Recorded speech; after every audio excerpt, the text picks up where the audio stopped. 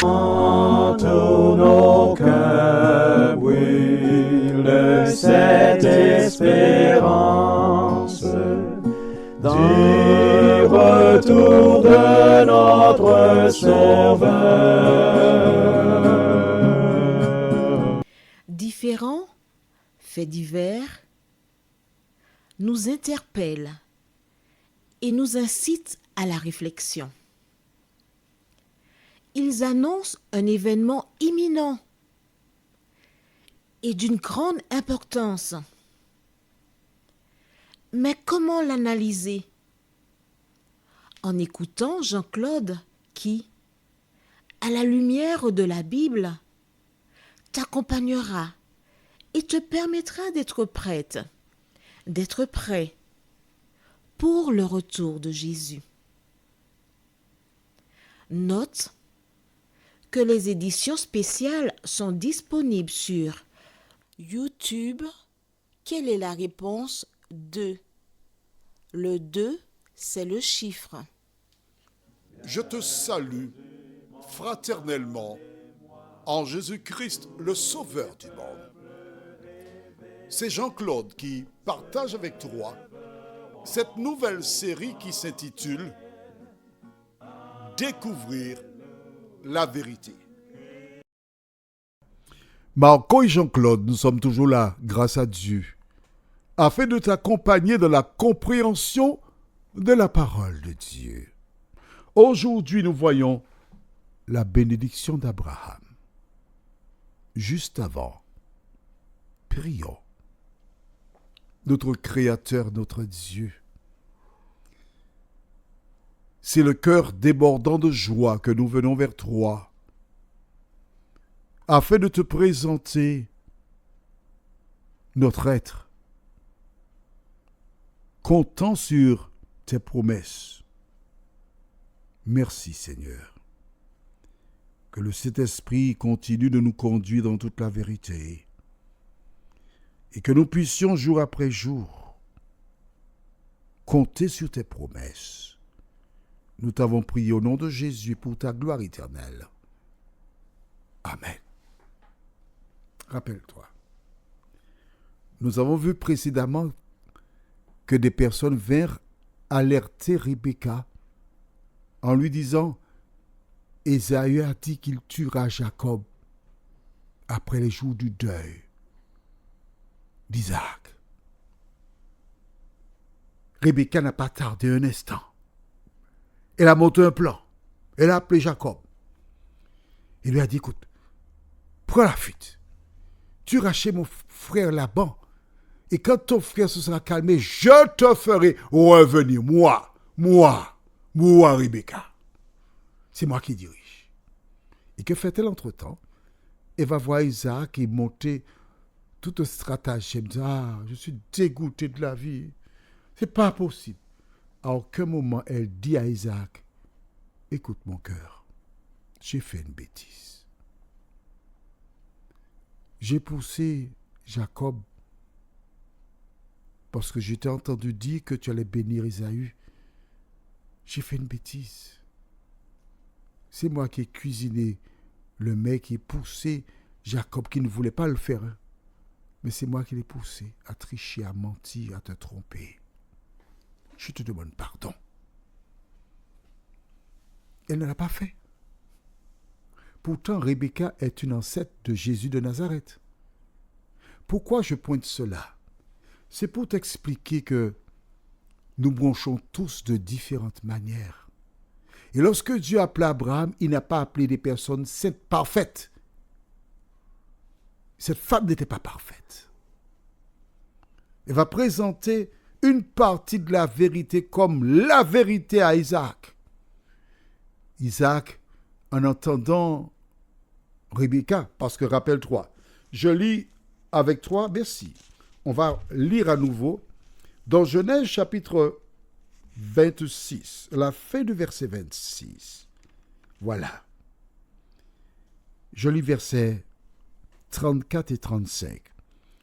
Ésaü, âgé de 40 ans, prit pour femme Judith, fille de Béri, le Hétien, et Basma, fille d'Élon, le Hétien. Elles furent sujet d'amertume pour le cœur d'Isaac et de Rebecca. Elle avait ça réglé déjà. Elle profite de la situation. Elle dit, si Jacob épouse une fille de cette contrée-là, non, je ne pourrais pas, je mourrai. Et ce qu'elle dit a du sens. Parce qu'Isaac se rappelle que son père Abraham avait dit, ne prends pas une fille d'ici pour mon fils Isaac, va dans mon pays. Elle sait fort bien qu'en donnant cette image qui est dans le cerveau d'Isaac, qui va réagir. Et quelle est la réaction d'Isaac? Allons dans Genèse 28, versets 1 à 4. Isaac appela Jacob, le bénit et lui donna cet ordre. Tu ne prendras pas une femme parmi les filles de Canaan. Lève-toi, va à Padamaram, à la maison de Bethuel, père de ta mère, et prends-y une femme d'entre les filles de Laban, frère de ta mère. Que le Dieu Tout-Puissant te bénisse, te rende fécond et te multiplie afin que tu deviennes une multitude de peuples, qui te donne la bénédiction d'Abraham à toi et à ta postérité avec toi, afin que tu possèdes le pays où tu habites comme étranger et qu'il a donné à Abraham. Note avec moi. Il faut que tu reconnaisses que la Bible est un ouvrage extraordinaire.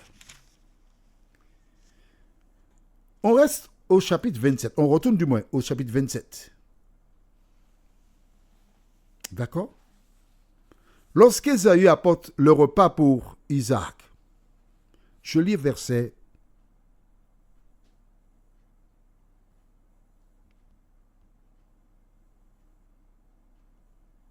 32.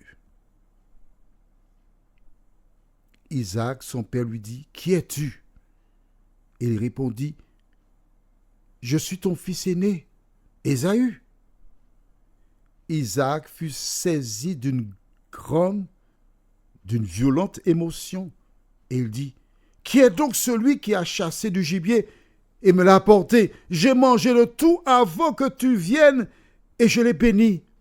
Aussi sera-t-il béni. » Verset 35.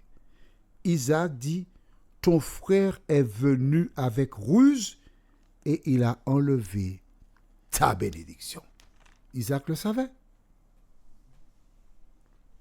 Qu'a-t-il fait par rapport à cela? À aucun moment, lorsqu'il a découvert la supercherie, il n'a pas appelé Jacob.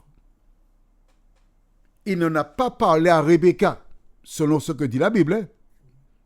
Et quand Rebecca vient lui dire « Je serai malheureuse », je lis donc la fin du chapitre 27. Rebecca dit à Isaac « Je suis dégoûté de la vie à cause des filles de Heth. Si Jacob prend une femme comme celle-ci parmi les filles de Heth, parmi les filles du pays, à quoi me sert la vie ?» D'accord? Elle a bien monté son affaire. Isaac n'a rien dit à Rebecca. Comment comprendre cela? Isaac était déjà sénile, il est imbécile, c'est ça? Mais non. Vois-tu, j'ai pris le temps d'étudier ce passage des Écritures. Quand une personne te fait du tort, elle sait qu'elle t'a fait du tort. Elle le sait. Que dois-tu faire? Je t'expliquais que nous ne faisons pas de course. Nous étudions la parole de Dieu. Certains te diront, tu dois appeler cette personne pour faire le point avec elle, pour lui dire qu'elle a mal agi. Tu penses que c'est la marche à suivre? Isaac ne l'a pas fait. Pourtant, il le savait. Il n'a rien fait. Il était laxiste. Il avait peur parce qu'il ne voyait pas, on pourrait le tuer. On peut trouver toute espèce de réponse. Mais moi, la réponse, je te donnais celle-ci. Un jour,